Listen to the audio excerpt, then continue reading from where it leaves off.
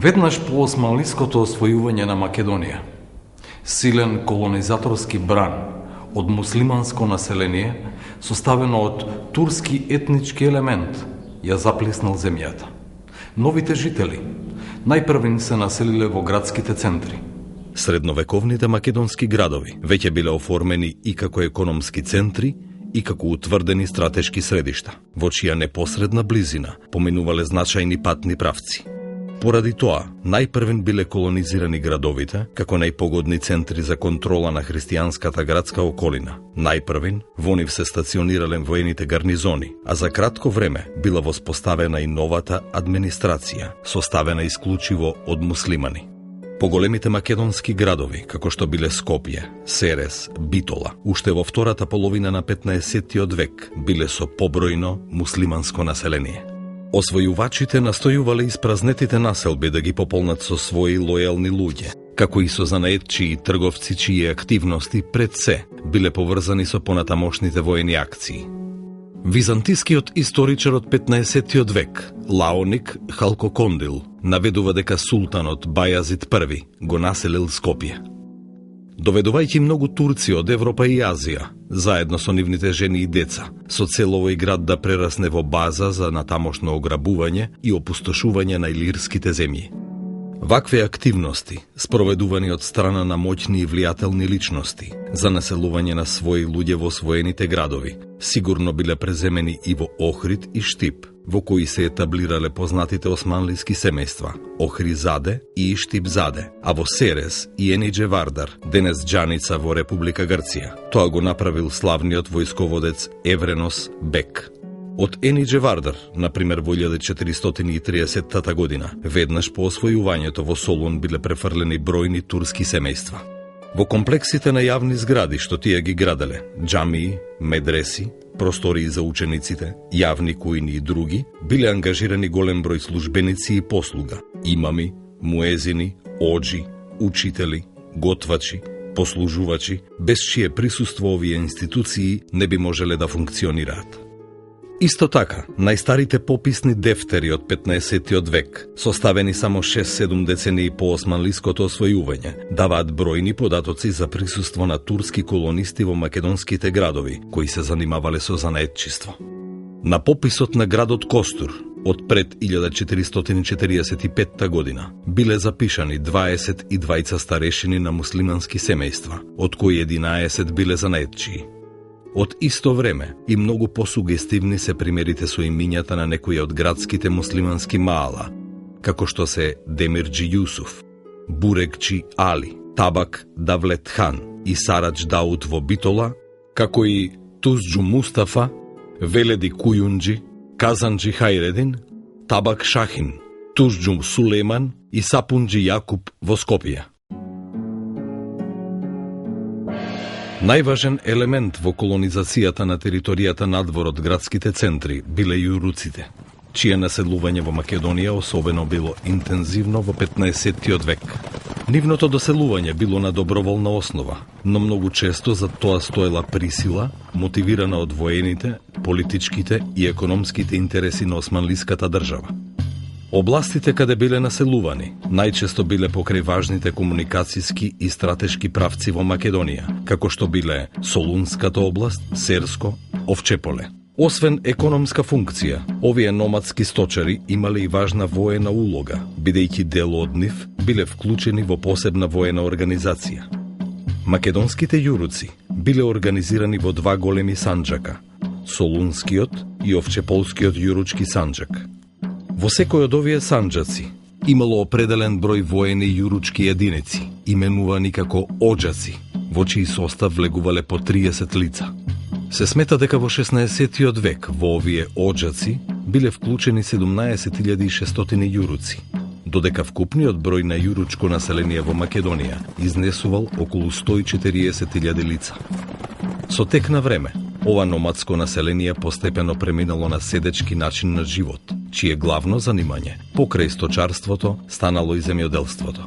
Денес, наследниците на овие доселеници живеат во јуручките села во околината на Штип и Радовиш и во Овчеполе. Во време на османлиското владење во Македонија се доселило и бројно еврејско население. Бегајќи од инквизицијата во Шпанија и Португалија, дел од евреите од овие земји познати под името Сефардим, тоест шпански евреи, кон крајот на 15-тиот век нашле сигурно прибежиште во Османлиската империја. На македонска територија најмногу од нив се населиле во Солун, во кој кон средината на 16-тиот век имало речиси 3000 еврејски куќи. Поради тоа, Солун бил наречен град мајка на Израел. Во пописот од 1528 година за евреите во Штип е наведено дека пристигнале од Солун, а најверојатно и битолските евреи кои потекнувале од Португал и Арагон дошле преку Солун. Истераните евреи од Сицилија и Италија во Македонија пристигнувале преку Дубровник, а по Мохачката битка 1526 година евреи од Буда, Пешта и Алба Реал биле преселени во Кавала, Серес и Драма. Други градови од Македонија во кои се формирале еврејски колонии биле Скопје, Бер, Костур, Кратово, Струмица. Доселувањето на евреите значело не само збогатување на етничката структура на македонските градови, туку и поттик за побрз стопански и трговски развој. Попознати се два примери на присилно депортирање на домородното христијанско население од 15-тиот век, поврзани со градовите Охрид и Скопје.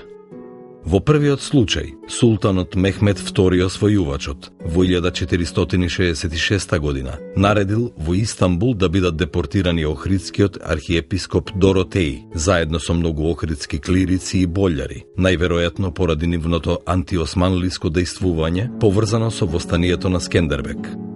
Депортираните охриѓани во Истанбул формирале свое маало, кое било наречено Охридско маало и кое еден век подоцна било регистрирано во пописот на населението на Истанбул.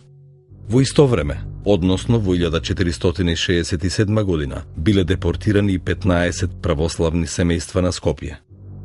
Нивна дестинација била албанскиот град Конјух, Елбасан, кој бил изграден како тврдина намената за борба против Скендербек. Освен овие скопски христијани, како жители на Елбасан во пописите на неговото население од 16-тиот век, фигурираат и семејства од Охридско, Костурско и Серско, кои исто така биле присилно населени во овој град. Врз демографската структура на населението влијаеле и честите војни, востанијата и феудалната анархија поради кои се случувале миграции и напуштање на цели области од страна на македонското христијанско население. Тоа особено важи за западниот и северниот дел на Македонија. Имено по повлекувањето од Македонија на австријската војска 1689-90 година, за време на големата австро-турска војна 1683-1699 година. На север се повлекол и голем дел од македонското христијанско население во северозападна Македонија, кое во војната учествувало на страна на австријците или зело учество во Карпошевото востание 1689 година. Најголема преселба се случила од Тетовско, Скопско, Кумановско, Кривопаланечко, што предизвикало опустување на цели области и исчезнување на многу населби. Наскоро во овие области започнале да се населуваат муслимани албанци, што довело до значајни промени во етничкиот состав на населението во тие региони. Ова доселување било поттикнувано од централната власт, која на истакнатите албански бегови им давала на управување цели области. По катастрофата на влашките населби Москополе, Сисан, Николица и Пљаса, опустошени во 1788 година од страна на моќниот Али Паша Јанински, во Македонија се доселило и бројно влашко население. Нивните дестинации биле македонските населби Битола, Солун, Крушево и други места, каде тие останале да живеат и со тек на време станале важен фактор во економскиот живот на тие градови.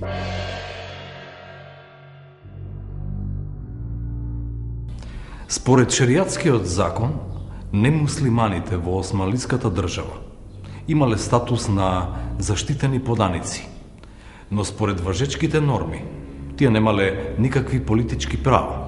Не им било дозволено да се вработуваат во државната администрација или да служат во војската. Не смееле да носат оружје.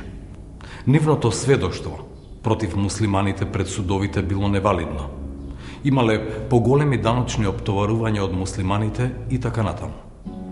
Цела низа закони и забрани го регулирале облекувањето на христијаните и нивното однесување во присуство на муслиманите. Во исто време, градењето нови цркви, посебно во градовите, било забрането, а поправката на старите барала долга, макотрпна и не секогаш успешна процедура. Во вакви услови, кога верската дискриминација значела дискриминација и на секое друго поле, единствениот излез за многу христијани било прифаќањето на исламот. Процесот на исламизација во Македонија започнал уште од самиот почеток на османлиското владење и се одвивал со различно темпо. Тој може да се следи преку зачуваните пописи на населението, кои од почетокот на османлиската доминација па се до крајот на 16-тиот век ги правеле посебни државни комисии. Во тие пописи, исламизираните лица можеле да се препознаат на неколку начини. Прво, по тоа што кон новото лично име на новиот муслиман е додадена синтагмата «нов муслиман». Под два, по тоа што покрај новото муслиманско име на новиот муслиман е додадено татковото христијанско име, например Мустафа Јован, Мехмет Петко, Хасан Стојан и така натаму. И под три, најчесто по тоа што на муслиманското лично име му е додадена синтагмата син на Абдулах, бин Абдулах, што значи син на роб Божји. Оваа синтагма всушност го заменувала патронимот на новиот муслиман и со неа се одбегнувало споменувањето на христијанското име на неговиот татко. Во пописите понекогаш се среќаваат села во кои сите регистрирани муслимани го носат презимето Абдулах, што покажува дека сите тие порано биле христијани кои го прифатиле исламот. Во текот на целиот 15 век процесот на исламизација течел бавно и се задржувал речиси исклучиво во градовите. Според пописите на населението од 1445, 1452-53, 1465, 1467-68 година, во повеќето од македонските градови не биле регистрирани исламизирани христијани, а исклучок биле неколку поединечни случаеви во Драма, Сер, Тетово, Скопје и Битола.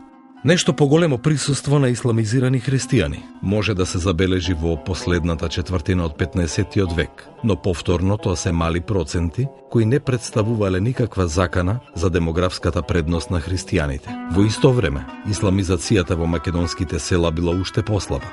Според пописот од 1465 година, во кој била опфатена југоисточна Македонија, меѓу вкупно 344 регистрирани муслимани, имало само 8 конвертити, а во 1467-68 година во скопските села имало 14 конвертити од 229 муслимани. Понатаму, во Битолската нахија биле регистрирани 5 конвертити од 93 муслимани. Во Прилепската нахија немало ниту еден исламизиран христијанин од 67 муслимани, додека во Велешката нахија меѓу 137 муслимани имало само 6 конвертити. Вистинскиот бран на исламизација на територијата на Македонија се случил во 16-тиот век и повторно. Исламизацијата била со многу посилен замав во градовите. Според пописот од 1519 година, во градовите од југоисточна Македонија, Штип, Струмица, Петрич, Мелник и Кратово, секое четврто муслиманско семејство порано припаѓало на христијанската заедница. Резултатите и од другите пописи за останатите македонски градови го покажуваат истото. Пописот од 1528 година за градовите Скопје, Тетово, Кичево, Велес, Прилеп и Битола покажува дека 335 муслимански семејства порано биле христијани, или во однос на вкупниот број муслимани во тие градови. Секое четврто или петто муслиманско семејство порано било христијанско, а таков бил случајот и со муслиманите во Бер, Енидже Вардар и Сервидже во 1530 година. Кога се навлегува подлабоко во 16-тиот век и просекот на исламизираните семејства се зголемува. Така во 1544 година во Скопје, Тетово, Кичево, Велес и Битола секој трет муслиман бил конвертит. Според пописите пак од 1569-70 година на градовите Скопје, Тетово, Кичево, Прилеп, Битола, Лерин, Костур, Бер, Енидже Вардар, Серфидже, Солун, Демирхисар, Неврокоп, Сер, Драма, Кавала, Штип, Струмица, Доиран и Кратово, запишани се вкупно 3019 исламизирани лица, што во однос на вкупно регистрираните муслимани е нешто повеќе од 1/3. Се разбира, не во сите градови тој процент бил еднаков, но податоците покажуваат дека средината на 16-тиот век е периодот кога процесот на исламизација започнал да се шири со поголеми размери. Така што процентот на исламизираните христијани по градовите може да се заокружи на 1/4 од градската популација. Процесот на исламизација во 16-тиот век се засилил и среде селското население во Македонија, иако не со иста динамика и не со исти размери како во градовите. Во 1544 и во 1568-69 година во селата на Скопската, Тетовската, Кичевската, Велешката, Прилепската и Битолската нахија, како и во селата во нахиите Лерин, Костур, Бер, Енидже Вардар, Сер, Солун, Серфидже, Демир Хисар, Неврокоп, Драма и Кавала, секое седмо семејство било исламизирано. Во исто време просекот бил ист и на исламизираните во нахиите во Источна Македонија. Според пописот на Ќустендилскиот Санџак од 1570 година, во селата на нахиите Штип, Струмица, Петрич, Доиран, Берово, Кочани, Валандово, Куманово, Кратово и Тиквеш, меѓу 3809 муслимански семејства, имало 491 конвертит, односно повторно секое седмо муслиманско семејство порано било дел од христијанската заедница. На ниво на Македонија, само 3% од вкупниот број селско население било зафатено со исламизација, при што повторно таа исламизација не била насекаде рамномерно застапена, ниту територијално, ниту временски. Како карактеристични примери во Македонија, каде исламизацијата имала помасовен карактер, можат да се издвојат Родопскиот крај во југоисточна Македонија и Дебарскиот крај во западна Македонија. Прифаќањето на еден христијанин на исламот бил вистински празник за муслиманите во еден град. Еве како германскиот патеписец Ханс Шилдбергер во почетокот на 15-тиот век ја опишува церемонијата што се правела при преминувањето на христијаните во ислам. Кога христијанин сака да стане неверник, тогаш тој треба прво да го подигне едниот прст пред сите и да ги каже зборовите Ла Илах, Илалах, Мохамед, Русул, Уллах. На германски тоа значи Бог е семоќен и Мохамед е неговиот вистински пророк. Кога ќе го каже тоа, неверниците го одведуваат при нивниот највисок свештеник и тој треба да ги повтори горе споменатите зборови пред него, а потоа треба да се одрече од христијанската вера. Кога ќе го направи тоа, му облекуваат нова облека и свештеникот му врзува бела крпа на главата да се види дека е неверник. Затоа што сите неверници врзуваат бели крпи на главата, христијаните кои се заробени сини, а евреите жолти. И кога народот ќе се собере, главниот свештеник го качува на конј оној кој станал неверник. Простиот народ треба да јава или да оди пред него, а свештениците зад него. Со нив заедно одат и свирачи, трубачи и барабанџи и го шетаат низ градот, а две верски лица јаваат до него. Неверниците викаат во еден глас и го фалат Мохамед. И кога ќе стигнат до некоја улица, двете верски лица му ги кажуваат следните зборови. Има еден Бог, Месија, Христос, негов слуга, и Марија, негова прислужничка, а Мохамед е неговиот најсакан пророк. Откако ќе го рашетаат на секаде низ градот, го внесуваат во храмот и го обрежуваат. Ако е сиромашен, собираат за него многу подароци, а крупните господари му оддаваат посебна почит и му обезбедуваат богатство што го прават само за да привлечат што повеќе христијани во нивната вера.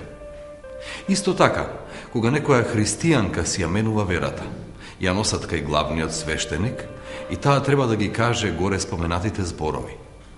Потоа свештеникот го зема коланот на жената, го исекува и од него прави крст, врз кој жената гази во рок од 3 часа. Се откажува од христијанската вера и потоа ги кажува горе споменатите зборови. Ширењето на исламот во балканските поседи на Османлиската империја било тесно поврзано со политиката на Османлиската држава. со социјално-економски и идеолошки фактори и со многу локални специфики. Сето тоа предполагало различност и во формите и во методите на ширењето на исламот. Но еден од основните фактори кој постојано бил присутен во процесот на исламизацијата и кој имал најголем придонес за конвертирањето на христијанското население кон владеачката религија бил даночниот систем. Даночниот притисок бил поголем врз христијаните во селата, бидејќи рајата во градовите имала повеќе можности да му се спротивстави или да се обрати до органите на власта присутни таму. Поради тоа, може да се каже дека основна и речиси единствена причина за исламизацијата на рајата по селата бил економскиот фактор, односно неможноста на друг начин да се избегнат даночниот притисок и тешките услови за живот.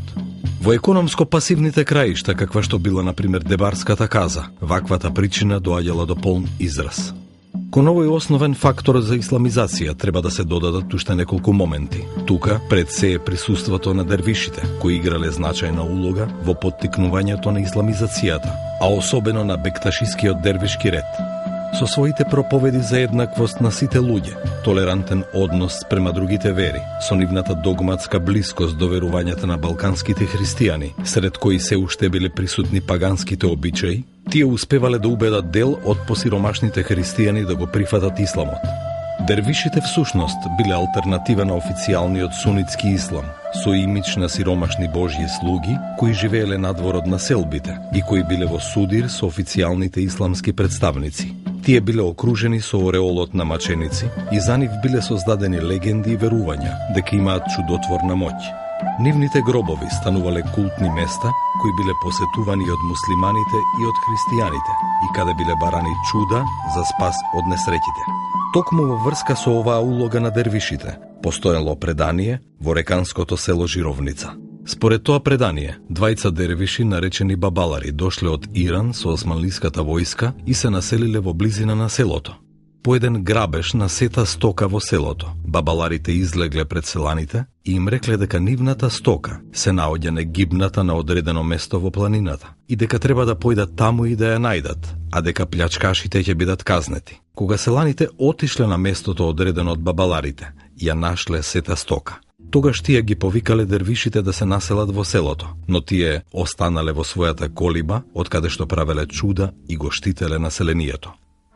Кога умрели и биле погребани, се запалил оган на нивните гробови кој што ноќе постојано се палел сам од себе, пошто тие станале култно место, посетувано и од муслиманите и од христијаните, каде се барало лек против несреќите. Успехот на исламизирањето бил уште повеќе загарантиран, доколку новата вера била прифатена од највидните и најбогати христијани во едно населено место. Исто така, за ширењето на исламот во предвид треба да се има и општествено-политичката ситуација на соодветна територија. Имено, и по задушувањето на востанието на Скендербек во Дебарската и во Охридската област, имало постојани бунтови поради што османлиските власти преземале разни мерки за смирување на овие области. Меѓутоа, не секогаш ги добивале посакуваните резултати. Поради тоа на крајот се прибегнувало кон идејата за исламизирање на непокореното население. Елбасанскиот кадија во 1572 година соопштил дека само вистинската вера може да ги вразуми овие неверници кои се подаваат на венецијанската пропаганда.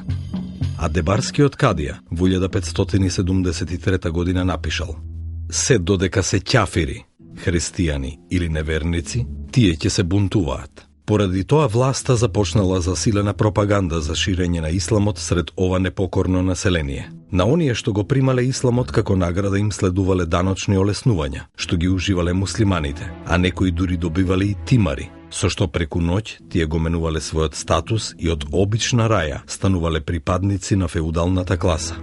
Најважното од нив секако било ослободувањето од плаќањето на најтешките даноци, арачот и данокот во крв, односно девширмето.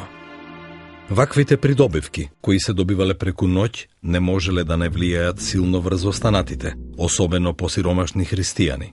Исто така објавата на султанот Селим II за ослободување на секоја христијанска куќа или заедница од даноци и други намети, ако еден неизин машки член ја прими вистинската вера, бил голем предизвик за многу христијани.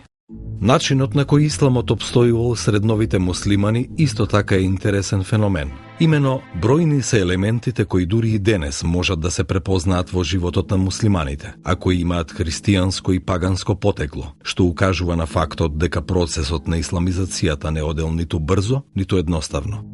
Тој процес обично поминувал преку фазата на двоверство или криптохристијанство, која можела да трае долго по прифаќањето на новата вера. Во таа фаза, новите муслимани настојувале да ја задржат врската со старата вера, негувајќи ги старите обичаи, верувања и традиција. За постоењата на двоверството на територијата на Македонија сведочи и фетвата, издадена на 5 ноември 1568 година, која се однесува на Западна Македонија. Оваа фетва предвидувала најстрога казна за сите оние кои само формално го примиле исламот и продолжиле да се придржуваат до христијанските обичаи, односно пред османлиските власти се прикажувале како муслимани, но продолжувале да одат во црква. Нејзиниот текст гласи: Ако некои лица од жителите на селата што се бунтуваат за да не даваат арач се нарекуваат муслимани и живеат меѓу муслимани, а воопшто не ги уважуваат обичаите и воопшто ништо не знаат за догмите на исламот, туку наполно и понатаму ги уважуваат неверничките религиозни обреди, ако се женат според тие невернички обичаи, ако се установи дека нивните деца одат в црква, нивните свештеници ако прво ги крстат, а потоа им даваат и муслимански имиња, ако се движат со неверничко име, а се довикуваат со муслиманското, како например Ферхат Ѓон, Бери Греш, Хрс Дамјан и Хасан Богдан, и ако се регистрирани во неверничките спискови за женитби, за нив да се издаде честна фетва во која се вели: дозволено е убивање на сите вакви групи. Во овој случај постапете според честната фетва. Нема сомневање дека издавањето на оваа фетва било предизвикано од силното присуство на двоверството или криптохристијанството во првата фаза од исламизацијата на христијаните. Двоверството во Западна Македонија траело се до заминувањето на османлиите и после нив. Според некои истражувања во Дебарскиот крај, во 30-тите години на 20-тиот век, во муслиманските куќи се чуваат икони и црковни книги, додека на перниците имаат орнаменти од крстови во народен вес. Источниот агол од куќата го викаат кандилово место, а некои куќи имаат и кандило, иако се муслимани. Сите жители од овие села знаат дека биле христијани. Исто така во многу муслимански куќи се чувале икони, а новоисламизираните продолжиле да го почитуваат крстот, како и многобројните христијански светци, празници и да ги посетуваат светите христијански места. Во крстењето, муслиманите гледале магично средство за заштита против злите духови и вештерки. Многу од исламизираните долго време, по прифаќањето на исламот, се сеќавале на своето христијанско име и не пропуштале на тој ден да отидат во црква. Според пишувањето на рускиот конзул Јастербов во 1879 година, исламизираните жители на селото Брод во Гора ги славеле своите куќни слави, кршеле колач и покрај урнатините од црквата се причестувале со овој колач, поливајќи го со вино. Во Дебарската област се празнувал голем четврток, како и сите четвртоци во Великден до Спасов ден, односно да не се работи тој ден со верување дека на тој начин посевите ќе бидат заштитени од мраз и град. А познато е дека и кај торбешите постојат одредени обреди за време на младенци, цветници и Лазаров ден. Исто така, познато е и заедничкото славење на Ѓурѓовден и Свети Илија, и на христијаните и на муслиманите. Во врска со името Илија, народната традиција ја поврзува и со исламизацијата преку поговорката «До пладне Илија, од пладне Алија». Место на посебно почитување и кај христијаните и кај муслиманите бил гробот на Свети Наум во истоимениот манастир на Охридското езеро. Припадниците на бекташискиот дервишки ред во лицето на Свети Наум го почитувале својот Сари Салтук. Конвертитите исто така многу тешко се одвикнувале од навиките поврзани со исхраната, така пиењето алкохол и јадење свинско месо не биле табу за нив. А бекташиите јавно ги прекршувале овие забрани. Феноменот на двоверство може би најдобро го покажува следниот пример. Кога некои селани од Западна Македонија во втората половина на 19-тиот век биле запрашани од која вера се, тие одговориле: ние сме муслимани, но на Богородица. Една од причините за ширењето на исламот меѓу христијаните била и слабата црковна инфраструктура и недоволно силната христијанска догма кај христијаните. Имено во народната култура и традиција на домородното христијанско население, кон кои се прилагодувало и локалното свештенство, многу повеќе доминирале обичаи и верувања кои произлегле од паганизмот и традицијата, отколку од цврстата христијанска догма. Кон тоа придонесували и законските пречки, наметнати од страна на османлиите за градење нови христијански храмови. Ако се погледнат не само османлиските, туку и изворите од друга провиниенција, ќе се види дека во нив фигурираат само старите храмови, познати од предосманлискиот период, кои од друга страна го изгубиле своето влијание и авторитет и чии активности биле сведени во рамките на голиот опстанок.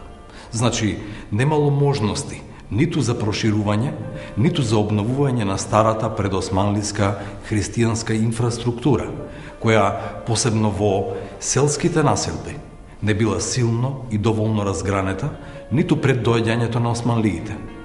Поради тоа, домородната христијанска култура и верувања, поттикнати со економските привилегии, можеле многу лесно да преминат во друга димензија, која не била премногу различна од нивната, без при тоа да претрпи поголеми потреси. Ваквото конвертирање од една народна култура и традиција, полна со бројни пагански верувања и обичаи, во друга, полна со верувања и обичаи кои имале исти или слични корени, но која носела привилегии и полесен живот. Не било толку многу прашање на верување и убеденост во одредена верска догма, колку што било акт на рационалност. Уште повеќе што станува збор за потполно неписмено население, обременето само со помислата и потребата од обезбедување на својот опстанок. Конечно, кога се зборува за процесот на ширењето на исламот меѓу христијаните, треба да се истакне дека тој не бил резултат на насилна систематска исламизација, смислено спроведувана од страна на државата. Сите зачувани османлиски документи упатуваат на тоа дека новите муслимани доброволно стапувале во новата вера и при тоа била запазувана одредена процедура. Еве како според официјалните документи гласел документот на христијанските поданици кои доброволно го прифаќале исламот. Ваше Величество, честити и среќен султане мој, бидете здрав.